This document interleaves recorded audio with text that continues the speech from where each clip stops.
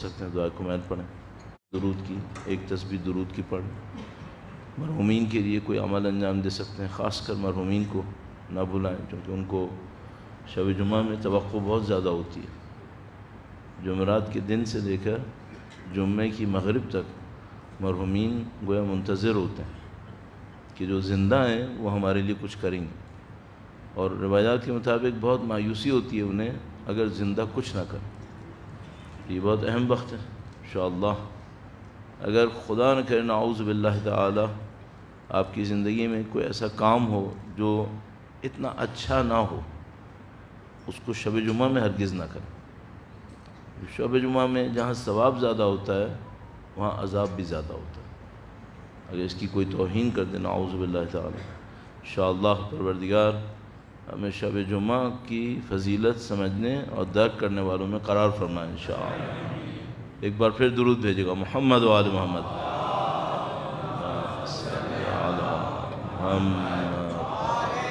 محمد وعجل فرجہ۔ فاتحہ۔ بسم اللہ الرحمن الرحیم، الحمد للہ رب العالمین، الرحمن الرحیم، مالک یوم الدین، ایاک نعبد و ایاک نستعین، اهدنا الصراط المستقیم، صراط الذین انعمت علیہم غیر المغضوب علیہم ولا الضالین۔ صلی اللہ علیہ اعلان بھول گیا، آپ کی اجازت سے کر سکتا ہوں؟ بسم اللہ۔ علامہ صاحب کی مجلس کے بعد ایک مجلس اور ہوگی، انگلش میں ہوگی، تمام حضرات اس میں تشریف رکھیں۔ مولانا محمد علی زیدی صاحب خطاب فرمائیں گے۔ درود بھیجے گا، محمد و آل محمد، صلی علی محمد وعجل فرجہ۔ اعوذ باللہ من الشیطان الرجیم، بسم اللہ الرحمن الرحیم، الحمد للہ رب العالمین،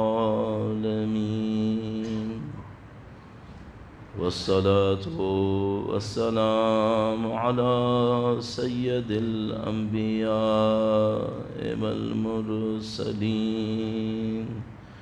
حبیب الہ العالمین ابی القاسم محمد، صلی علی آل محمد وعجل وعلى آلہ الطیبین الطاہرین، سیما بقیت اللہ فی الارضین۔ قال اللہ تعالی فی کتابہ الکریم، بسم اللہ الرحمن الرحیم، ام حسبت ان اصحاب الکہف والرقیم كانوا من آیاتنا عجبا۔ درود بھیجے گا، محمد و آل محمد،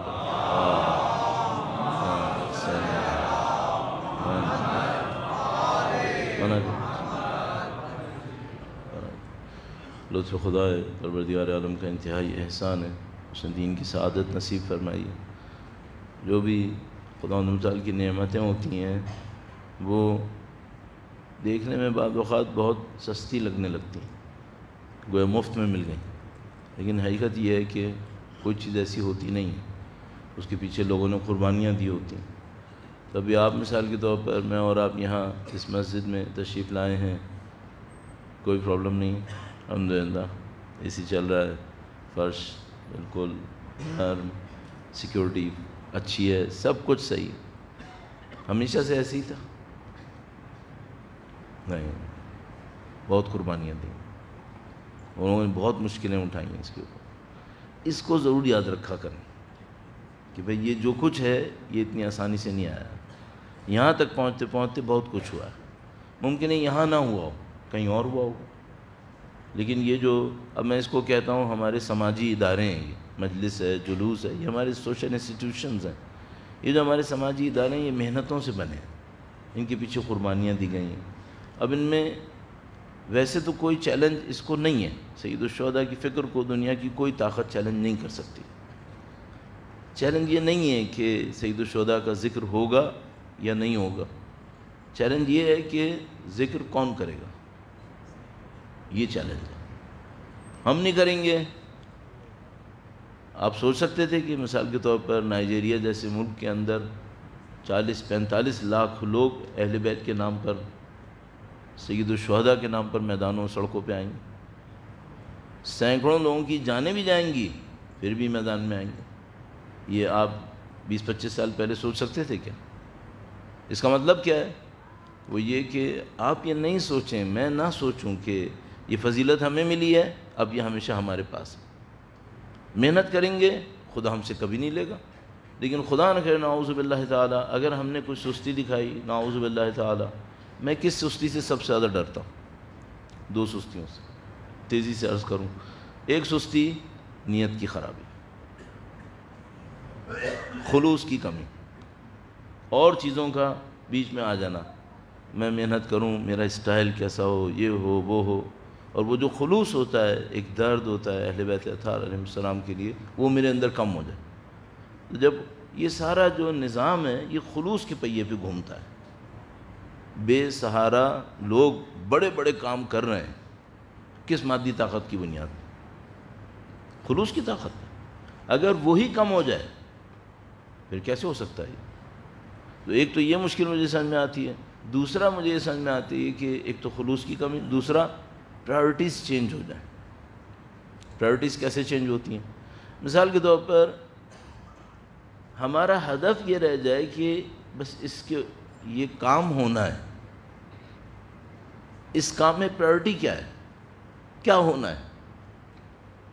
فکر سید الشہداء سیکھنی ہے، فکر سید الشہداء کو آج کے دور میں بلند کرنا ہے، پرچم اعزا کے ذریعے سید الشہداء کی فکر کو دنیا کے کونے کونے تک پہنچانا ہے۔ خدا نہ کرے نعوذ باللہ یہ پرائرٹی چینج ہو گئی، بہت مشکل ہے، بہت مشکل ہے۔ تو میں ہمیشہ یہ کام کرتا ہوں جہاں میں یہ دیکھتا ہوں کہ تھوڑا سا معاملہ ہلنے کی طرف جا رہا ہے، اب اس میں تھوڑی بدنامی بھی آتی ہے چونکہ ہم لوگ بعض اوقات پھر وہ صراط وسط جو بیچ کا ایک راستہ اس سے تھوڑا ادھر ادھر ہو جاتے ہیں، میں بھی عرض کروں گا اس کے اوپر، تو تھوڑا شاید میں سختی کر دیتا ہوں گا۔ تو میں ان آداب کے معاملے پہ سخت ہو گیا کہ بھائی یہ جو بعض آداب تھے اور ہمارے بزرگوں کے اندر تھے، کچھ نہیں ہو چل جائے گا، لیکن بعض ایسے ہیں کہ اگر وہ نہیں ہوئے تو معاملہ بہت خراب ہو جائے گا۔ میں ایک مثال عرض کرتا ہوں، درود بھیجے گا محمد و آل محمد، صلی علی محمد آل محمد عاجل رجب۔ یہ مجلس غم ہونا چاہیے یا مجلس آسائش ہونی چاہیے؟ غم ہونا چاہیے، صحیح، مجلس غم ہونا چاہیے، ٹھیک ہے، آرام ہونا چاہیے، لیکن اب ایسا بھی نہ ہو کہ ہم کوئی بھی چیز قربان کرنے کو تیار نہ ہو۔ مثال الاؤ کریں کہ ہم مجلسوں میں کھائیں، کچھ الاؤ کریں یا نہیں کریں؟ میرے ساتھ ایک مسئلہ ہوا، ایک دفعہ لاہور گیا، اب لاہور اتنا بڑا ہے کہ کسی کے اوپر حرف نہیں آئے گا کہ بھئی کون تھا۔ وہاں گیا، انہوں نے مجلس سے پہلے تبرک تقسیم کر دیا۔ اب کچھ لوگ مجلس میں بیٹھ کر، وہ کوئی بند تھا شاید میرے خیال میں، اس کے پیکٹ کو کھول کر مجلس میں بیٹھ کے کھانا شروع ہوگا۔ چند منٹ تو میں نے برداشت کیا، پھر میں نے یہ سوچا کہ اگر یہ میں نے آج برداشت کیا تو کل یہاں پہ بریانی کی تھیلی بھی کھل جائے گی، پھر کوئی اور مشکل آ جائے گی، ایک آدمی چائے لے کے بھی آ جائے گا کل۔ تو میں نے کہا یہ دروازہ یہیں پہ اب بند کر دینا چاہیے۔ تو میں معمولاً یہ کرتا ہوں کہ اگر میں کہیں پہ دیکھتا ہوں کہ کوئی یہ کر رہا ہے تو میں اس کو وارن کر دیتا ہوں کہ بھئی یہ کام مت کرو، پانی پینا ہے، کوئی مشکل ہے، وہ چلتی ہے، بات سمجھ میں آتی ہے، لیکن بلا ضرورت۔ ایک دفعہ امریکہ میں ایک جگہ تھا، 40 کی مجلسیں ہو رہی تھیں، عشرہ 40، وہاں پہ ایک صاحب بالکل آگے بیٹھے ہوئے تھے، تو انہوں نے مجلس شروع ہوئی، تھوڑی دیر کے بعد اپنی جیب سے ایک سپاری نکالی، منہ میں ڈالی، اب مجھے یہ سمجھ میں نہیں آ رہا تھا کہ بھائی کون سی ایسی مجبوری ہوگی کہ جس کے لیے انسان مجلس میں بیٹھ کے سپاری کھائے، سوائے یہ کہ اپنے منہ میں ایک ٹیسٹ بنانا چاہ رہا ہے۔ تو اس کو یہ سمجھ میں نہیں آ رہا کہ یہ مجلس سے غم ہے، یہ نہیں سمجھایا اس کو کسی نے۔ یہ جو خطرات ہیں نا یہ بہت سنگین ہیں۔ پچھلے والوں نے ہم اس پہ بہت محنت کی ہے، وہ لوگ ایسے تھے بھی آداب والے، ظاہر رکھ رکھاؤ والے، بڑی محنت کرتے تھے۔ تو یہ مسائل ہمارے یہاں ہیں، ایک حد تک چلے گا، اس کے بعد نہیں، اس کے بعد پھر ہمیں سنبھالنا پڑے گا، ورنہ یہ معاملہ خراب ہو جائے گا۔ اللہ بہتر فرمائے گا۔ درود بھیجے گا محمد و آل محمد، صلی علی محمد آل محمد عجل فرج۔ آج 2 پوائنٹس کی تشریح کرنا لگ رہا ہے کہ جیسے ضرورت پڑ رہی ہے۔ ایک پوائنٹ ہے جو پرانا ہے، وہ بار بار آتا ہے جب بھی ہم کہیں جا کے کوئی بات کرتے ہیں اس سلسلے میں، تو اس میں لوگوں کی طرف سے یہ پوائنٹ آتا ہے۔ وہ پوائنٹ یہ آتا ہے کہ کیا ہم دین کے نام پر لوگوں کو غریب دیکھنا چاہتے ہیں؟ اچھا، میں نے کئی دفعہ یہ بات کہی کہ نہیں بھائی، ایسا ہرگز نہیں ہے کہ ہم لوگوں کو غریب دیکھنا چاہتے ہیں۔ تو پھر ہمارے پر اعتراض یہ ہوتا ہے کہ بھائی آپ پھر غربت کو اتنا ہائی لائٹ کیوں کر رہے ہیں؟ غربت کو اتنا ہائی لائٹ کیوں کر رہے ہیں؟ مثلا سید علی قاضی بہت غریب تھے، وہ فلانی جو تھے وہ بہت ایسے تھے ویسے تھے، تو یہ جو اگر آپ اس طرح سے کر رہے ہیں تو لوگ تو غریب ہو جائیں گے اس طرح سے۔ میں یہاں پہ ایک مجموعی طور پہ ایک اصول عرض کروں گا، وہ یہ کہ سوسائٹی میں ہم سب لوگ جب اصلاح کرنے لگتے ہیں تو اپنے دماغ سے پرائرٹیز بناتے ہیں۔ یہ صحیح نہیں ہو رہا، اس کو یہاں سے دھکا دیں۔ فرض کر لیں ایک راہ وسط ہے، ایک بیچ کا راستہ ہے، سوسائٹی مڑ گئی ہے تھوڑی سی سیدھے ہاتھ پہ۔ اب میں جو اصلاح کرنا چاہتا ہوں، میں دیکھتا ہوں بھئی یہ تھوڑا سا سیدھے ہاتھ پہ مڑ گئے، تو میں کیا کرتا ہوں؟ میں اپنی پوری طاقت لگاتا ہوں اس کو دھکا دینے میں۔ اچھا، جب میں دھکا دیتا ہوں تو میں انبیاء کی طرح بیلنس پہ نہیں لاتا، میں اس کو گھما کے کہاں لے جاتا ہوں؟ الٹے ہاتھ پہ۔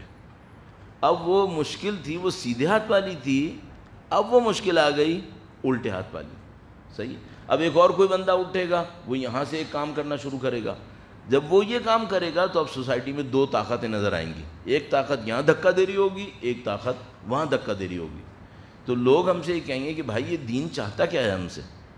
دین بیلنس چاہتا ہے، دین بیلنس چاہتا ہے۔ اب یہ جو غریب اور فقیر والا معاملہ، امیر والا معاملہ ہے، اس کو اس پرسپشن میں دیکھنے کی کوشش کرتے ہیں۔ درود بھیجے گا محمد و آل محمد، صلی علی محمد آل محمد عجل فرج۔ لوگ اگر سستی کریں اپنی کمائی میں، اپنی زندگی کی جد و جہد میں اور اپنی زندگی میں اچیومنٹ میں، تو یہ وہ دین کی خاطر کر رہے ہوتے ہیں، نہیں، ان کا پرسنل ایشو ہے، نہیں محنت کرنا چاہتے، محنت سے ڈر رہے ہیں، وہ طاقت استعمال نہیں کرتے اور اس کی وجہ سے ریسورسز کے معاملے میں پیچھے رہ جاتے ہیں۔ یہ انہوں نے تقویٰ کے نام پہ کیا تھا، پرہیزگاری کے نام پہ کیا تھا۔ کتنے فیصد لوگ ہوں گے جیسے ہوں گے؟ اچھا، ٹرینڈ کیا ہے سوسائٹی میں؟ ٹرینڈ سوسائٹی میں غربت نہیں ہے، چاہے غریب ہو وہ بھی غریب نہیں رہنا چاہتا ہے۔ ٹرینڈ سوسائٹی میں ہے کہ لوگ پیسے کے پیچھے بھاگ رہے ہیں۔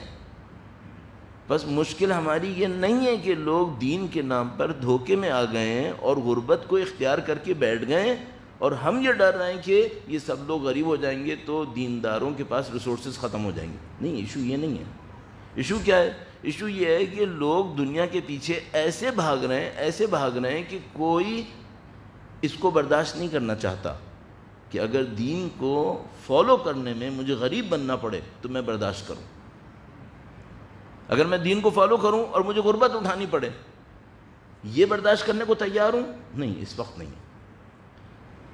کمپلیکیشن یہاں پر ہے۔ پھر فوراً سامنے سوال ہوگا، مولانا آپ یہ کہہ کیوں رہے ہیں کہ اگر دین کو فالو کیا تو غربت آ سکتی ہے؟ آپ بتائیں، اگر آپ دین کو فالو کریں گے آخرت بھی ملے گی، دنیا بھی ملے گی۔ ہاں، ہم نے کہا ہے، حدیث پڑھی ہے، علیک بالآخرہ تأتک الدنیا صاغرہ، تم آخرت کی پرواہ کرو، دنیا ذلیل ہو کر تمہارے پاس آئے گی۔ یہ ہے معاملہ۔ لیکن آج جو چیلنج ہے وہ چیلنج کیا ہے؟ آج جو چیلنج ہے وہ یہ نہیں ہے کہ میں دین کے نام پر غربت اختیار کر رہا ہوں، نہیں، آج چیلنج یہ ہے کہ میں پیسے کے نام پر ایسے راستے پہ چل رہا ہوں جو دین کا راستہ نہیں ہے۔ آج چیلنج یہاں پر ہے۔ بس اگر آج کسی کو دھکا دینا ہے تو اس پہ بھی دھکا دے لیں آپ کہ وہ غربت کے اوپر خاموش نہ بیٹھے، میں اپریشیٹ کروں، میں بھی کروں گا، لیکن شاید اس سے زیادہ بڑا دھکا اس پہ دینا پڑے گا کہ یہ جو تم دولت کے پیچھے بھاگنے میں اپنے دین کو چھوڑے چلے جا رہے ہو، اس پہ کیوں اتنا کمپرومائز کر رہے ہو، تھوڑا کم آ جاؤ۔ تو میرا خیال ہے اس وقت سوسائٹی کے اندر جو ٹرینڈ ہے وہ ٹرینڈ غربت کا نہیں ہے، حتیٰ جو غریب ہے وہ بھی جائز ناجائز دولت کے پیچھے بھاگ رہا ہے۔ اس وقت جو مشکل ہے وہ اس کو اس پہ صبر دلانا ہے کہ بھائی دین کے نام پر اگر غربت آ رہے تو اس غربت کو برداشت کر لو، آئے گی یا نہیں آئے گی ضروری نہیں ہے کہ آئے، ممکن ہے آئے اور ممکن ہے نہ آئے، دونوں چیزیں پاسبل ہیں۔ درود بھیجے گا محمد و آل محمد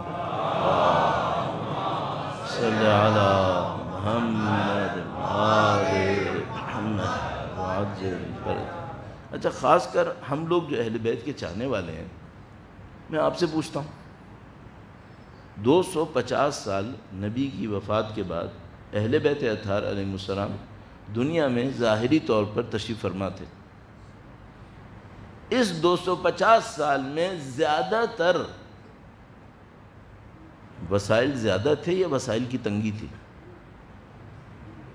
آسانیاں زیادہ تھیں یا سختیاں تھیں؟ آنکھیں کھولو، یہ 250 سال کی تاریخ دیکھ لو، اگر آسانیوں کے سال مثلا 40 ہوں گے تو سختیوں کے سال 200 ہیں۔ اب میں اپنے آپ سے پوچھتا ہوں، اگر میں اسی پیٹرن کو فالو کروں تو اہل بیت اطہار علیہ السلام کی حیات طیبہ کو فالو کرنے میں چیلنج امیر بننا ہے یا غربت پہ صبر کرنا ہے؟ امیر بننا تو چیلنج ہی نہیں ہے، امیر بننے کے لیے تو اپنی نفس کی خواہش کافی ہے، وہ کون سا چیلنج ہے؟ آپ بنتے رہو، نفس کیا چاہتا ہے، بنے یا نہ بنے؟ بننا چاہتا ہے۔ یہ جو مثلا دوسرے ملکوں کے اندر بنے ہوئے امیر، ان کو تقویٰ نے دھکا دیا ہے امیر بننے کے لیے، ان کو نفسانی خواہشات نے دھکا دیا۔ وہ چیلنج نہیں ہے، چیلنج یہاں پر ہے کہ جب آپ حق کے راستے پہ چلتے ہیں تو آپ کو مشکل اٹھانی پڑتی ہے، اور وہ مشکل صرف یہاں پہ نہیں آتی کہ ایک یزید ہوگا وہ اپنی بیعت مانگے گا، آپ بیعت کریں گے یا نہیں کریں گے، نہیں، یہ معاملہ ہر روز ہوتا ہے، ہر روز یہ کہانی کہیں نہ کہیں آئے گی کہ یہ صحیح ہے یہ غلط ہے، آپ صحیح لیں گے یا غلط لیں گے، صحیح لیں گے یہ ہوگا، غلط لیں گے یہ ہوگا۔ تو ہم بالکل کلیئر ہوں، میرا خیال ہے مجھے کلیئر ہونا چاہیے کہ بھئی چیلنج کہاں پر ہے، اس چیلنج کو میں دیکھوں اور اس کی تیاری کروں، یہ ایک بات ہو گئی۔ دوسری بات، کل کسی نے بہت اچھا ایک سوال کیا، وہ یہ کہ بھئی یہ جو صراط مستقیم ہے یہ ہے کیا؟ بہت اچھا سوال ہے، ویسے تو بالکل سادہ سا ہے، لیکن اس کے اوپر چند جملے عرض کرتے ہیں۔ درود بھیجے گا محمد و آل محمد صلی علی محمد عجل فرج۔ میں ایک مثال آپ کے سامنے رکھتا ہوں، اس کو سوچئے گا، اور یہ ہمارے دین میں بہت بڑی ایک مشکل بن گئی ہے کہ بہت ساری چیزیں ہمیں مثال میں سمجھائی گئی تھیں، حقیقت کچھ اور تھی، یہ مثال تھی، ہم کچھ اور سمجھ بیٹھے۔ مثال عرض کرتا ہوں، ایک مرحلہ ہے میدان حشر کے بعد۔ سیکوینس کیا ہے؟ سیکوینس یہ ہے کہ آپ یہاں پر ہیں، انشاءاللہ میں مر جاؤں گا، انشاءاللہ برزخ میں جاؤں گا، برزخ میں کتنا رہوں گا میرے اعمال کے اوپر ڈیپینڈ کرے گا۔ اس کے بعد حشر ہوگا، سب لوگ محشور ہوں گے، قیامت کے دن محشور ہوں گے، میدان حشر ہوگا، پتہ نہیں کتنے عرصے کا اسٹے، حساب کتاب یہ وہ۔ اس کے بعد ایک اسٹیج ہے، اسے کہتے ہیں پل صراط، پل صراط۔ اچھا، اب یہ جو پل صراط ہے یہ کیا ہے؟ تو ہمارے پاس جو بچے کو رٹا ہوا ایک جملہ ہے، وہ یہ ہے کہ جو پل صراط ہے یہ بال سے زیادہ باریک ہے اور تلوار کی دھار سے زیادہ تیز ہے۔ ہم سب کو رٹا ہوا ہے۔ ایک تو یہ کہ یہ جو پل ہے اور صراط، یہ کمبینیشن ہی تھوڑا سا کہیں کو پوائنٹ کر رہا ہے۔ صراط کا مطلب کیا ہوتا ہے؟ راستہ، اور پل کا مطلب کیا ہوتا ہے؟ پل، راستے کا پل، تو پھر پل ہی ہوا نا پھر. تو یہ پل صراط کیسے ہو گیا؟ یا راستہ ہے یا پل ہے، یہ پل صراط کیسے ہے یہ؟ اچھا اب یہ بال سے زیادہ باریک ہے، تلوار کی دھار سے زیادہ تیز ہے، اس پہ چل کے جانا ہے. واقعاً کوئی چلنے کی کہانی ہے؟ وہ کسی بندے نے سنا کہ بھائی یہ جو ہم قربانی کراتے ہیں نا، یہ ہمیں پل صراط پہ گزرنے میں مدد دیتی ہے، تو وہ قربانی کا جانور سلیکٹ کرنے سے پہلے اس پر بیٹھ کے 4-5 گز چلتا تھا کہ یہ مجھے پل صراط پہ سے گزارے گا بھی یا نہیں گزارے گا. حماقت ہے. آپ بھی سمجھ رہے ہیں، میں بھی سمجھ رہا ہوں کہ بھائی ایسی کوئی کہانی نہیں ہے. اچھا یہ کہانی نہیں ہے تو ہے کیا پھر؟ یہ پل صراط ہے کیا؟ صحیح ہے. اچھا اب یہاں پہ ایک مشکل آ گئی. مشکل یہ آ گئی کہ یہ کوئی ایسا اسٹیج نہیں ہے جس کو میں جا کر ٹکٹ کٹاؤں، جہاز میں بیٹھوں، جا کے پل صراط کو دیکھ کر آ جاؤں، پتہ نہیں کوئی سان فرانسسکو کا گولڈن برج ہے. یہ تو نہیں ہو سکتا. بہت کوئی اہل خدا ہوا، معنویت والا ہوا، اس کو خدا تعالیٰ نے کوئی فضل و کرم کر دیا، وہ بھی محشر کے بعد کا سین وہ دیکھ پائے.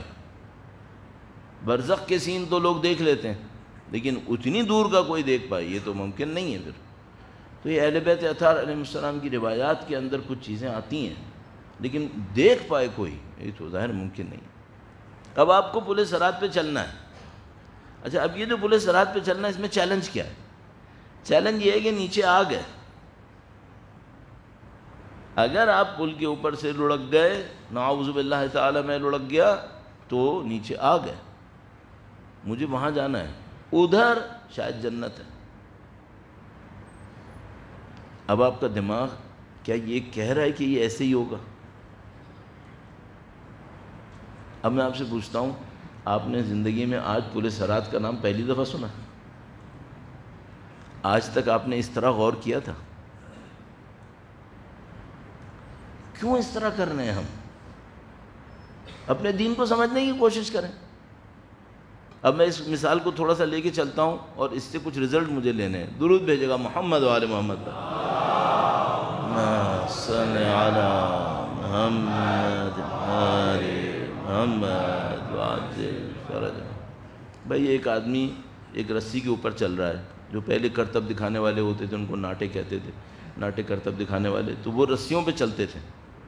اور جب رسی پہ چلنے لگتا تھا تو ایک ڈنڈا ہاتھ میں پکڑ لیتا تھا. اچھا وہ ڈنڈے سے کیا کرتا تھا؟ وہ اپنا ایکویلیبریم مینٹین کرتا تھا کہ اگر میری باڈی ساری کی ساری ایک ہاتھ یوں لڑک گیا تو میں ادھر والے ڈنڈے کو کچھ کر کے اپنا بیلنس مینٹین کر لوں گا. صحیح. اچھا اب اس میں کرتب اور بڑھ گئے. وہ جو رسی پہ چل رہا ہے وہ سائیکل پہ چل رہا ہے، جو اور مسئلہ بن گیا. اب وہ جو سائیکل پہ چل رہا ہے اس نے سر کے اوپر 4 مٹکے بھی لگا دیے. لو جی، ڈس بیلنس کے ایلیمنٹ اور بڑھ گئے. اب وہ یہ سب کر کے دکھا رہا ہے کہ دیکھو میں کر کے چلا گیا، میں ادھر پہنچ گیا. اب آپ تعریفیں کریں گے ظاہر. پل صراط میں کیا ہے؟ تو پل صراط میں یہ سمجھ میں آتا ہے کہ ایک لائف ہے، پل نہیں ہے، لائف ہے، اسٹیج آف لائف. زندگی کا ایک مرحلہ ہے. جیسے یہ دنیا ہے، یہ زندگی کا ایک مرحلہ ہے نا. پل صراط بھی زندگی کا ایک مرحلہ ہے. برزخ بھی زندگی کا مرحلہ ہے، خواب نہیں ہے، ایک ریالٹی ہے. محشر صرف میدان نہیں ہے، زندگی کا ایک مرحلہ ہے. یہ سب مراحل ہیں زندگی کے. یہ ایسا نہیں ہے کہ مثلا صرف ایک میدان ہے، اب میدان میں آپ کھڑے ہیں اور تھکے جا رہے ہیں. یہ پوری لائف ہے. یہاں پر پل بھی پوری لائف ہے. اچھا اب اس پل میں گزرنے میں ہم سے مانگا کیا ہے؟ ہم سے یہ مانگا ہے کہ اگر تم اس دنیا میں صراط مستقیم پر چلے تو پل صراط والے مرحلے میں تم لڑکھڑاؤ گے نہیں. اگر یہاں صراط مستقیم پہ چلے، صراط مستقیم کیا ہے؟ حب امیر المومنین صراط مستقیم. درود بھیجیں محمد و آل محمد صلی علی آل محمد وعجل فرج. صراط مستقیم ہے۔ البتہ ہوپ کا مطلب صرف ایک چاہ لینا، نعرہ لگانا، معاملہ ختم نہیں، یہاں سے شروع ہوتا ہے، یہاں سے شروع ہوتا ہے۔ تو جو یہاں پہ صراط مستقیم میں چلے گا وہ وہاں پر ڈس بیلنس نہیں ہوگا، وہ وہاں پر صحیح طرح چل کے پہنچ جائے گا جہاں اس کو پہنچنا ہے۔ اچھا، جو یہاں پہ صراط مستقیم میں چلے گا تو اس کے وجود میں کوئی تبدیلی آئے گی یا نہیں آئے گی؟ پوائنٹ یہاں پر ہے، یہ بہت سنگین پوائنٹ ہے۔ اب میں اپنی بچکانہ باتوں کو بھاری کر کے دکھا رہا ہوں تاکہ آپ اس کے بائر بن جائیں۔ مارکیٹنگ کر رہا ہوں کہ خدا نہ کرے یا آپ یہ نہ سوچیں گے یہ سستی سستی باتیں کر رہے ہیں تو اس کو توجہ دینے کی ضرورت نہیں ہے۔ یہاں پر آپ صراط مستقیم پہ چلے تو آپ کی روح پر کوئی اثر پڑے گا جو آپ کو پل صراط پر ایکویلیبرم دے دے گا۔ مثال، ایک آدمی کے اندر غصہ بہت بیلنسڈ ہے، نہ کہ نہیں ہے کیونکہ کبھی غصہ چاہیے بھی ہوتا ہے، نہ کہ اتنا ہے کہ ہر وقت غصے میں ہے، یہ بھی نہیں ہے، بہت بیلنسڈ ہے۔ اس کی ذات کے اندر ایک پہلو صراط مستقیم کا حاصل ہو گیا۔ یہ بندہ جب پل کے اوپر جائے گا، پل صراط کے لیول میں آئے گا زندگی کے، تو یہاں پر جو اس نے اس دنیا کے اندر اپنے غصے کو کنٹرول میں رکھ کر اپنے اندر ایک ایکویلیبرم کریٹ کیا تھا، پل صراط میں یہ اس کو گرنے نہیں دے گا۔ ہاں اچھا، اب آپ ایک آدمی کو سوچیں، میں نے پہلے مثبت مثال دے دی ورنہ ایسا نہ ہو ساری غلط مثالیں پہلے دیں۔ بھائی خدا نہ کرے میں نے اپنی زندگی میں مادہ پرستی ضرورت سے زیادہ کر دی، ضرورت سے زیادہ کر دی۔ اچھا، یہ جو میں نے مادہ پرستی، میٹیریلزم ضرورت سے زیادہ کیا تو میری روح کے اوپر کوئی ڈس بیلنسڈ ویٹ بڑھ گیا۔ مثلا لیفٹ سائڈ پر ایک ویٹ پڑا ہے میرے اوپر، یہ ویٹ کیوں آیا؟ لیفٹ سائڈ پر ایکسٹرا آرڈنری ویٹ آ رہا ہے، کیوں آ رہا ہے؟ کیونکہ میں نے مادہ پرستی میں عدم توازن دکھایا، ڈس بیلنس دکھایا۔ وہ مادہ پرستی میرے ساتھ گویا ایک ٹیومر کی طرح لٹک گئی ہے۔ اب مجھ سے کہا جا رہا ہے تم پل صراط سے گزرو۔ اب میرے ساتھ مشکل کیا ہے؟ میں ڈس بیلنسڈ ہوں۔ اب میں لاکھ چاہوں کہ صحیح گزر جاؤں، گزر ہی نہیں سکتا، بیلنس کہاں سے لائے گا؟ یہ جو اس نے ڈس بیلنس کریٹ کیا تھا اپنی زندگی کے اندر، یہ اس کو آخرت کے ہر مرحلے کے اندر ذلیل و خوار کرے گا۔ یہ صراط مستقیم ہے۔ اب صراط مستقیم کیا ہے؟ صراط مستقیم اس دنیا کے اندر رہتے ہوئے ہر انسانی صفت میں جو اسلام نے بیلنس ڈیمانڈ کیا ہے، وہ بیلنس اپنے اندر کریٹ کرنا ہے۔ اسلام نے محبتوں کے لیے ایک بیلنس دیا ہے، بیلنسڈ محبتیں میرے اندر ہوں۔ دولت کے معاملے میں، غربت کے معاملے میں ایک بیلنس دیا ہے، وہ میرے اندر ہو۔ اگر میں نے یہ بیلنس اپنے اندر صحیح کریٹ کر لیا، اور یہ کس کی رہنمائی میں ہوگا؟ یہ ظاہر ہے اہل بیت اطہار علیہ السلام کی رہنمائی میں ہوگا، اس کے سوا ہو ہی نہیں سکتا۔ اس طرح صراط مستقیم کس کا راستہ ہو گیا؟ مولا امیر المومنین کا راستہ ہو گیا، وہاں کے علاوہ کہیں سے آ ہی نہیں سکتا یہ بیلنس۔ تو یہ راستہ امیر المومنین کا ہے، اور اس راستے کے اندر ایک متوازن انسان خلق ہوتا ہے۔ یہ متوازن انسان جب حشر کے بعد پل صراط کے لیول میں جاتا ہے، اتنا بیلنسڈ ہوتا ہے کہ اس کو وہاں سے گزرنے میں کوئی پرابلم نہیں ہوتی۔ اچھا، اس کے مقابلے میں دوسرا کون سا ہوگا؟ دوسرا وہ ہوگا جس نے ڈس بیلنس کی حد کر دی، وہ چل ہی نہیں سکتا، کھڑا ہی نہیں ہو پا رہا ہے۔ کھڑا اس وقت ہوگا جب بیلنس ہوگا۔ آپ جانتے ہیں کہ اب آپ کو اور مجھے صرف 2 پاؤں پہ کھڑے ہونے کے لیے کتنا بیلنس چاہیے؟ یہ تو خدا نے ہمارے جسم کے اندر ایکسٹرا آرڈنری ایکویلیبرم رکھا ہوا ہے کہ ہم لوگ بڑی بڑی مصیبتوں کے باوجود کھڑے ہو پاتے ہیں۔ حتیٰ جس کے پاؤں کٹ گئے، جس کا ہاتھ کٹ گیا ہے تو بیٹ آؤٹ ہوا ہے، پھر بھی وہ کھڑا ہو جاتا ہے۔ یہ اللہ نے ہمارے جسم کے اندر، ہمارے دماغ کے اندر یہ رکھا ہے۔ لیکن پل صراط پر یہ بیلنس اختیاری نہیں ہے، یہ کس کا نتیجہ ہے؟ اس زندگی کا نتیجہ ہے جو ہم یہاں گزار رہے ہیں۔ اب میں آپ سے ایک بات پوچھتا ہوں، ہم پورے صراط پہ بعد میں گزریں گے یا ابھی گزر رہے ہیں؟ بھائی یہی پورے صراط ہے، کیوں؟ اس کے نتیجے میں پورے صراط پہ چلنا نصیب ہوگا۔ اب ایک روایت میں آپ کی خدمت میں عرض کرتا ہوں، اس کے سمبولزم کو تھوڑا سا توڑنے کے لیے، تشریح کرنے کے لیے درود بھیجے گا محمد و آل محمد، صلی علی محمد آل محمد وعجل فرج۔ عجیب روایت ہے یہ، روایت بہت بڑا ایک کلو ہے ہمارے پاس پورے صراط کی زندگی کو سمجھنے کا۔ پل کے نیچے کیا تھا؟ آگ۔ اچھا یہ آگ اوپر چلنے والے کو پریشان کرے گی یا نہیں کرے گی؟ ڈیفینیٹلی کرے گی۔ پل کی چوڑائی کتنی ہے؟ بال کے برابر۔ دو سوال، ایسا ہو سکتا ہے کہ آگ بجھ جائے؟ نمبر ایک۔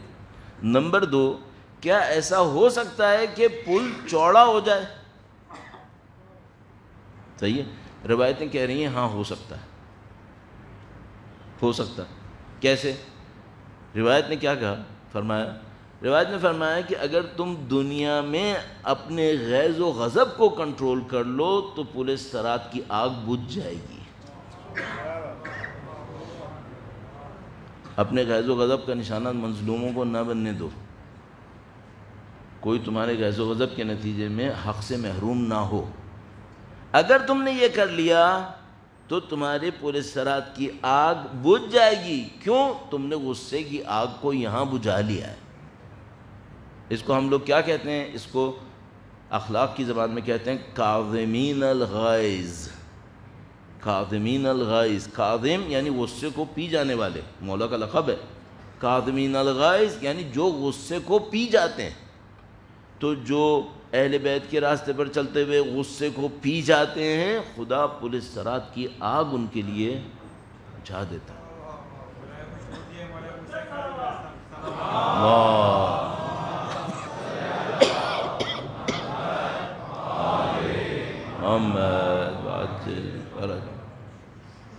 پل چوڑا ہو سکتا ہے؟ اب آپ سمجھ گئے ہوں گے کہ ہاں ہو سکتا ہے، کیونکہ اگر آگ بجھ سکتی ہے پھر یہ بھی چوڑا ہو سکتا ہے۔ وہ کیسے چوڑا ہو سکتا ہے؟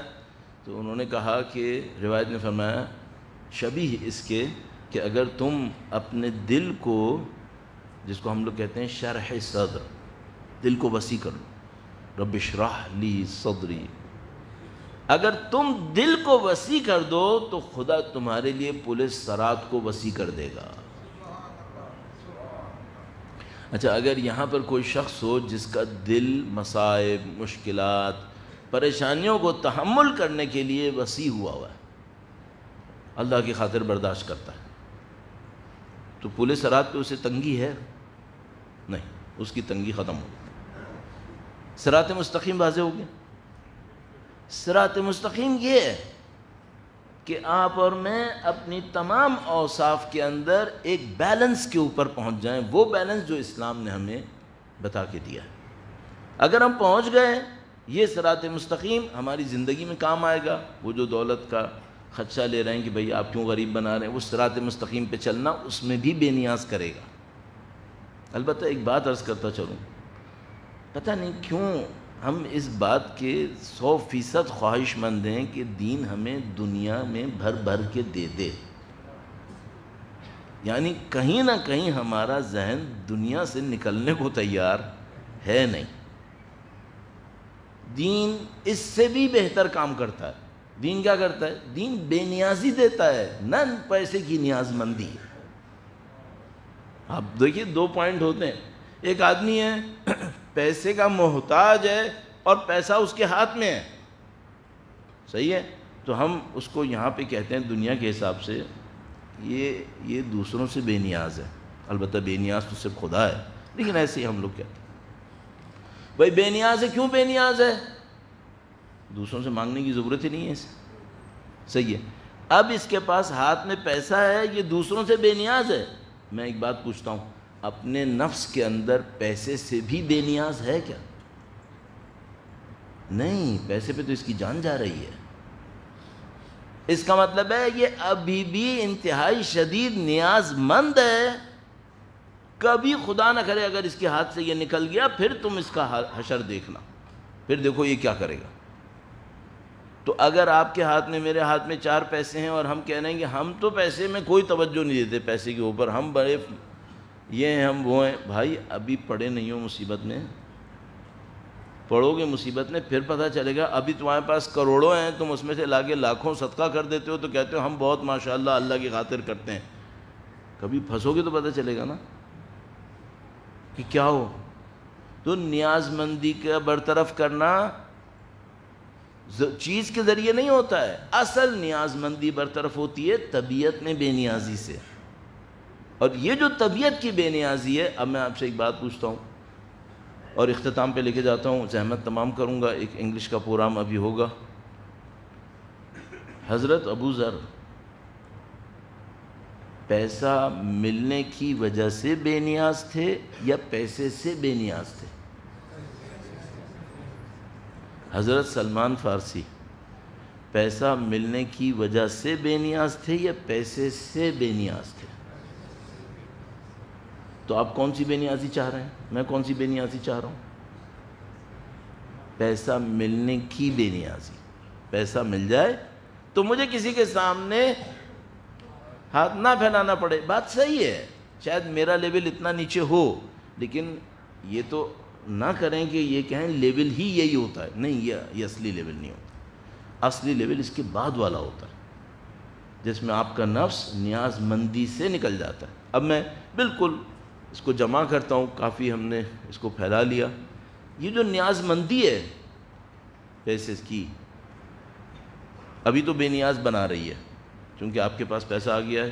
مثلا دنیا آ گئی ہے تو نیاز مندی نظر نہیں آ رہی، لیکن طبیعت کے اندر نیاز مندی ہے. یہ جو طبیعت کی نیاز مندی ہے یہ کہاں ظاہر ہوگی؟ یہ اس دنیا کے بعد ہر مرحلے میں ظاہر ہونی ہے. مثلا ابھی میرے ہاتھ میں پیسہ ہے، اس پیسے کی وجہ سے جائیداد، پیسہ، دولت، فنا فنا فنا فنا، اس کی وجہ سے میں بے نیاز نظر آ رہا ہوں. اندر سے میری جان اس پہ لگی ہوئی ہے. صحیح ہے. پہلا جھٹکا جو مجھے پڑے گا وہ کب پڑے گا؟ جب میرے گلے تک روح نکلنے کا وقت آئے گا. کیوں؟ یہ موت مجھے ان تمام چیزوں سے علیحدہ کرنے والی ہے. اب یہ موت مجھے اچھی لگے گی یا نہیں لگے گی؟ نہیں، میری تو روح چپٹی ہوئی ہے اس سے. یہ موت مجھے اچھی نہیں لگے گی. اب ذرا تصور کیجئے گا کوئی ملک الموت کے سامنے کھڑا ہو اور ملک الموت اس سے کہہ رہے ہوں تمہاری موت کا وقت آ گیا ہے، اور وہ ملک الموت سے کہے نعوذ باللہ، نہ میں تمہاری شکل دیکھنا چاہتا ہوں، نہ میں موت میں مبتلا ہونا چاہتا ہوں. ملک الموت چھوڑ کے چلے جائیں گے؟ اب وہ بتائے گا یہ شکل نہیں دیکھنا چاہ رہے تھے نا، میں بھی نہیں دیکھنا چاہ رہا، میں بھی نہیں دیکھنا چاہ رہا. اب میں تمہیں سپرد کروں گا کسی ایسے کے کہ جس کو دیکھ کر تمہیں میری شکل اچھی لگے گی. پھر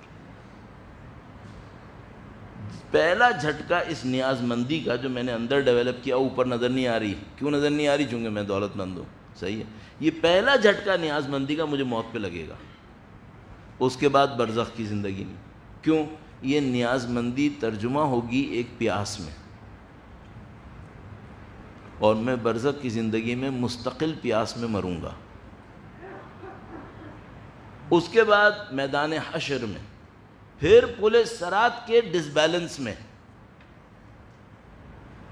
ہماری جو صفات یہاں ہمیں ملی ہیں یہ ہماری جان نہیں چھوڑیں گی. انہی پہ ہماری زندگی گزرے گی، انہی پہ ہماری زندگی، انہی پہ ہماری موت آئے گی. تو صراط مستقیم میں نے آپ کی خدمت میں عرض کر دیا. درود بھیجے گا محمد و آل محمد صلی علی محمد. کوئی سننے والا کہے گا مولانا آج تو آپ نے بہت ڈرا دیا. اب آپ کوئی ایسی بات بھی کر کے جائیں جس سے تھوڑا دل کو تسلی ہو کہ بھائی پہلی تسلی تو یہ ہے کہ ابھی معاملہ ختم نہیں ہوا ہے. ابھی تو آپ کے پاس سانس باقی ہے، یہ نہیں پتا کہ کب ختم ہوگی، لیکن ابھی ہے، ضائع کیوں کریں؟ اس بیلنس کو اپنے اندر کریٹ کرنے کی کوشش کریں، ان صفات کو اپنے اندر لانے کی کوشش کریں۔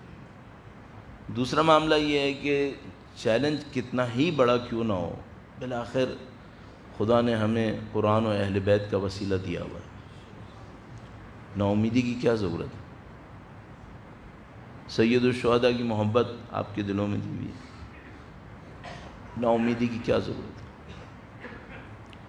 اس پہ نہ چھوڑ دیں کہ سید الشہداء کی محبت بعد میں سنبھال لے گی، نہیں، سید الشہداء کی محبت کو استعمال کر کے یہیں پہ سنبھال لیں، بات پہ نہ چھوڑیں۔ بات کا نہیں پتا کہ یہ محبت باقی بھی رہے گی یا نہیں رہے گی، معاملہ کہیں بہت خراب نہ ہو جائے، تو یہیں پہ اس محبت کو استعمال کر کے میں اور آپ اپنے دلوں کو سنبھال لیں۔ خدا کا کرم ہے کہ محبت بہت وسیع ہے۔ یوں لگتا ہے جیسے یہ جو مصائب کا پہلو تھا شاید اس لیے تھا کہ کوئی شخص ہوگا جس کو فلسفہ نہیں آتا ہوگا، جس کو قرآن نہیں آتا ہوگا، جو تاریخ نہیں سمجھے گا، کچھ نہ سمجھ پائے، تو ہم اس کو سید الشہداء تک کیسے لے کر آئیں؟ ایک راستہ ہے کہ روایتوں کے ذریعے پہنچے اہل بیت تک، نہیں، مثال کے طور پر اتنی عقل ہے تو خدا نے گویا کربلا کا واقعہ رکھا ہے اور ہم سے یہ کہا ہے کہ تم بس اتنا کرو کہ لوگوں کو یہ بتاؤ کہ امام حسین نے کیا کیا برداشت کیا، ان سے پوچھو یہ ہستی کیسی ہستی ہے۔ اگر تھوڑا سا اس بات کے اوپر محنت کر لیں تو خود بخود بہت سارے لوگ سید الشہداء کے نزدیک آ جاتے ہیں، کوئی مسئلہ ہی نہیں ہے۔ وہ بقول کسی عالم دین کے اس کو بیان کرتے ہیں، علامہ نقم صاحب سے پتہ نہیں منسوب کرتے ہیں، دوسرے علماء سے بھی منسوب کرتے ہیں، وہ کہتے ہیں کہ کہیں جا رہے تھے کسی ٹرین میں، وہ شیعہ عالم تھے، تو کچھ لوگ وہاں پہ ہندو بیٹھے ہوئے تھے، تو انہوں نے سمجھ گئے کہ یہ شیعہ عالم ہے، انہوں نے ان سے کہا کہ ہمیں آپ سے کچھ سوال کرنا ہے، کہا بسم اللہ۔ تو انہوں نے کہا کہ ہم نے سنا ہے کہ آپ لوگ کوئی کربلا کا واقعہ مناتے ہیں۔ ہاں مناتے ہیں۔ کہا یہ ممکن ہے کہ ابھی یہ سفر ہے، آپ ہمیں کربلا کے بارے میں کچھ بتائیں۔ بالکل ممکن ہے۔ تو انہوں نے بتانا شروع کر دیا کہ بھئی یزید ایسا تھا، سید الشہداء ایسے تھے، یہ دونوں لشکر ایک دوسرے کے سامنے آ گئے۔ پھر عاشور کے دن پہ پہنچ گئے۔ عاشور کے دن پہ پہنچے تو انہوں نے عاشور کے مصائب کو ایک ایک کر کے بیان کرنا شروع کیا۔ تو اس واقعے کے اندر لکھتے ہیں کہ جب وہ بیان کر رہے تھے کہ مثلا علی اکبر گئے تو وہ ہندو رونے لگے، قاسم گئے رونے لگے، حضرت ابو الفضل کا تذکرہ کیا وہ بہت روئے۔ جب وہ اور آگے بڑھے تو سید الشہداء کے 6 ماہ کے بچے کا تذکرہ کیا۔ جیسے ہی علی اصغر کا تذکرہ کیا تو وہ عالم کہتے ہیں کہ وہ جو ہندو تھے ان میں سے ایک نے کہا کہ سرکار ہم نے بہت مصائب سن لیے، اب آپ یہ نہیں کہیے گا کہ 6 ماہ کا بچہ بھی مرا ہے، اب آپ یہ نہیں کہیے گا۔ اور وہ کیا بتاتے کہ مرا نہیں ہے، ذبح ہوا ہے۔ وہ بہت روئے اس کے اوپر، لیکن سید الشہداء کے مصائب تو ختم نہیں ہوئے۔ جوانوں کا جانا بہت بڑی مصیبت، شہید ہونا، جسموں کا کٹنا۔ لیکن میں ایک بات سوچتا ہوں، مثلا مرد اپنی اولاد کو، بچوں کو چاہتا ہے، یہ ایک معاملہ ہے، چاہت ہے، لیکن مرد اپنی بچیوں کو جو چاہتا ہے وہ کچھ اور ہی معاملہ ہوتا ہے۔ سید الشہداء جیسا ہو اور سید الشہداء کی ننھی سی بچی ہو، یہ محبت کیسی محبت، اللہ اکبر، یہ جذبہ ہی کچھ اور ہے، یہ محبت ہی کچھ اور ہے۔ کہاں نظر آتی ہے؟ ہمارے پاس کئی روایات ہیں جو اس معاملے کو دکھاتی ہیں. معذرت چاہتا ہوں، میں اندر طبیعت کی وجہ سے بھی حوصلہ نہیں ہوتا. ایک روایت بڑی عجیب ہے جو ہم پڑھا کرتے ہیں، وہ اس وقت کی ہے کہ یہ بیان کرتے ہیں کہ جب سید الشہداء ذوالجناح کے اوپر آخری دفعہ کے لیے سوار ہوئے اور ذوالجناح سے کہا کہ تو چل، اور ذوالجناح نہیں چلا، تو سید الشہداء نے ذوالجناح کے قدموں میں دیکھا کہ ایک بچی لپٹی ہوئی ہے، اور ذوالجناح سے کہہ رہی ہے کہ اے ذوالجناح تجھے خدا کا واسطہ، جو گیا ہے وہ واپس نہیں آیا، تو میرے بابا کو لے کے مت جا. آج تو یہ سید الشہداء کی یتیمہ، اب جملے انسان کیسے کہے، کتنے تماچے کھائے، کتنی بالیاں چھینی، کتنا سنگین معاملہ تھا. اتنا سنگین معاملہ کہ جب بی بی زینب کبریٰ سلام اللہ علیہا تمام واقعات کے بعد کربلا پہنچیں تو انہوں نے سید الشہداء سے یہ کہا کہ بھیا میں آئی لیکن آپ کی بچی کو نہ لا سکتا. میں تو یا اللہ، یہ کون سی ایسی مظلومیت تھی جس کو بی بی زینب نے ان الفاظ میں تذکرہ کیا. اب اس مظلومیت کو میں کیا عرض کروں، بیان میرا ناقص انتہائی. لیکن میں صرف ایک بات سوچتا ہوں بہت معذرت کے ساتھ، انسان کی ایک بے بسی سی ہوتی ہے، جب مصائب بہت زیادہ ہو جاتے ہیں ایک بے بسی سی آتی ہے. وہ ہم لوگوں کے نزدیک بے بسی ہوتی ہے، لیکن اہل بیت مقامات کے مالک، مثلا ذرا تصور کیجئے گا، ایک زندان ہے، سید سجاد ہیں، حسین کی یتیمہ ہے، فوت ہو گئی ہے اور کفن نہیں ہے.